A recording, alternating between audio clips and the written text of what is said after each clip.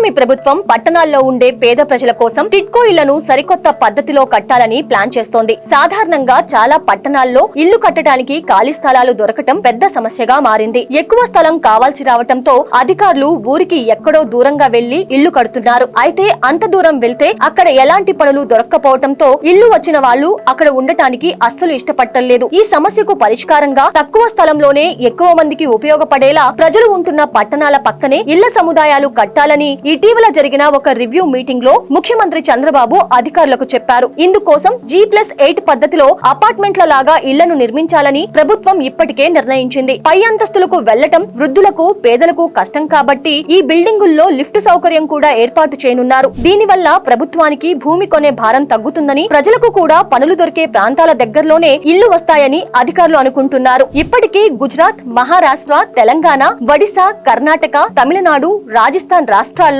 ఇలాంటి ఇళ్లను ఏ విధంగా కడుతున్నారో చూసి అధికారులు ప్రభుత్వానికి ఒక రిపోర్ట్ ఇచ్చారు. ఈ ప్లాన్ లో భాగంగా మొదటి విడతగా మంగళగిరిలో 8 అంతస్తుల పద్ధతిలోనే 10,000 మందికి ఇల్లు కట్టడానికి స్థలాన్ని సేకరిస్తున్నారు. మరోవైపు రాష్ట్ర వ్యాప్తంగా మున్సిపాలిటీలు, కార్పొరేషన్ల పరిధిలో సుమారు 12 లక్షల మంది అద్దె ఇళ్లలో ఉంటున్నట్లు అధికారులు గుర్తించారు. వీరి వివరాలను హౌసింగ్ బోర్డు రికార్డులతో, ఇదివరకే టిడ్కో ఇల్లు వచ్చిన వారి వివరాలతో సరిపోల్చారు. ఎలాంటి తప్పులు జరగకుండా ఉండటానికి 6 అంచెల్లో పక్కాగా తనిఖీ చేసి వారిలో మొత్తంగా 7 లక్షల మంది అర్హులు ఉన్నట్లు ఒక అంచనాకు వచ్చారు. ఇప్పుడు వీరిలో మురికివాడల్లో ఎంతమంది ఉంటున్నారనే లిస్టును రెడీ చేస్తున్నారు. ఊరికి దూరంగా కాకుండా దగ్గరలోనే ఇల్లు కట్టడం, లిఫ్ట్ సౌకర్యం కల్పించడం వల్ల పేదలకు ఎంతో మేలు జరుగుతుందని ప్రభుత్వం భావిస్తోంది.